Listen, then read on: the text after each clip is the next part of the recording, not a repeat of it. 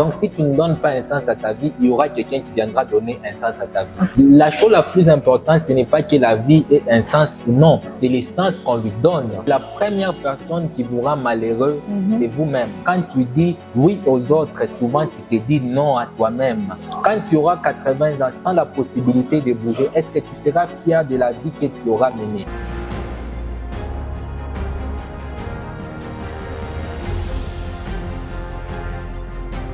Coach, aujourd'hui, nous allons parler sur comment donner un sens à sa vie. Vous êtes coach, vous êtes la personne la mieux placée pour nous expliquer comment donner un sens à sa vie parce qu'il s'agit là de la vie. Alors, la première question est celle-ci. Coach, quel est le véritable sens de la vie?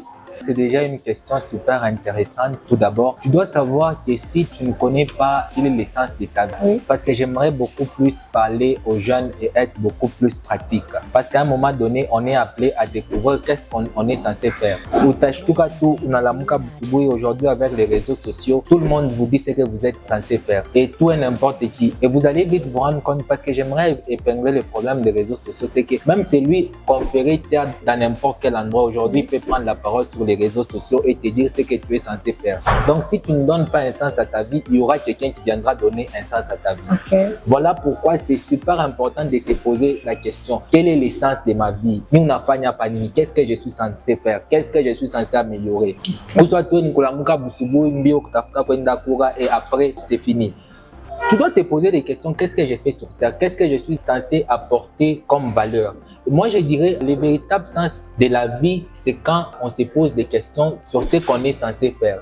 J'ai toujours aimé un proverbe chinois qui dit: la chose la plus importante, ce n'est pas que la vie ait un sens ou non, c'est le sens qu'on lui donne. Donc, tu te demandes quel est le sens que je peux donner à ma vie, contrairement à tout ce qui s'est dit, contrairement à tout ce qui s'est fait. Parce que moi, j'ai toujours été honnête avec les gens. Parce qu'aujourd'hui, tu vas vite te rendre compte qu'avec le monde actuel, on vous dit non, il faut faire ça, courir dans 50 km. La vie, c'est se faire prendre des photos à la poste. La vie, c'est avoir un iPhone. Qui a dit que réellement la vie, c'est avoir un iPhone? C'est comme une fois, j'avais dit, tu peux te retrouver pas mimba photo pour mimba iPhone, parce que tu ne t'es pas posé des questions. Est-ce que c'est ça réellement l'essence que je peux accorder à ma vie? C'est ça réellement ce que je suis censé faire? Qu'est-ce qu'on est censé faire?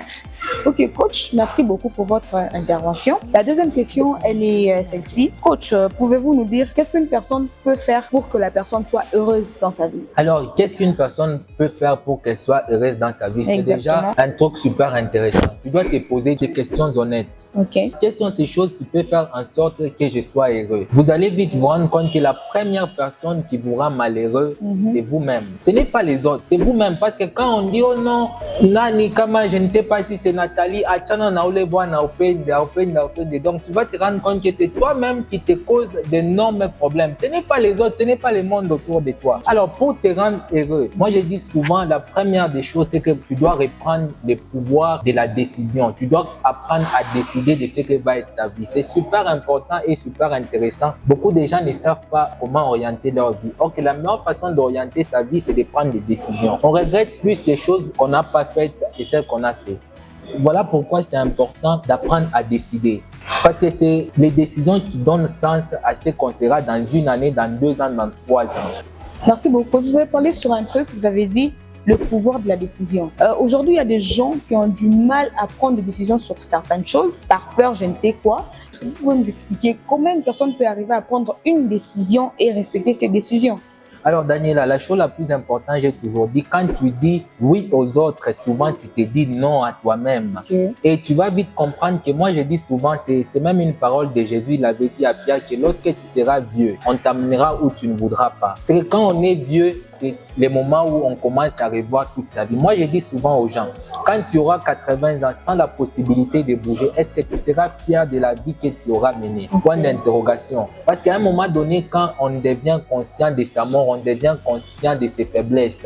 Parce que moi, je dis souvent, on n'est pas des super-hommes. Parce que souvent, quand on n'arrive pas à dire non, il y a un désir caché de vouloir plaire aux autres à tout prix. Or que c'est un énorme problème quand vous voulez plaire aux autres à tout prix. Vous vous nuisez sur le long terme. Voilà pourquoi moi, je me dis, est-ce que dans une année, je serais vraiment ravi d'avoir dit oui à quelqu'un?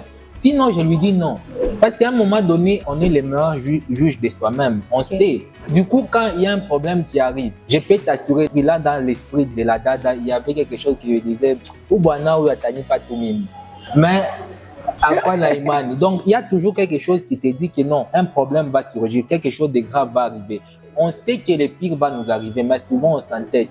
On s'entête. Oui. Voilà pourquoi moi je dis souvent aux gens, il faut penser à sa mort. Mais les gens disent, ah, tu es très méchant, comment tu veux nous faire penser à notre mort? Tu sais, il y a une méthode qu'on appelle la méthode pré-moderne. C'est aux États-Unis. Tu vois, avec les attentats du 11 septembre, avant les États-Unis, ils pouvaient se réveiller le matin et dire, partons en guerre, faisons ceci. Mais à un moment donné, avec la guerre en Irak, les attentats du 11 septembre, ils se sont rendus compte que des fois, nous devrions penser ce que ça peut nous coûter.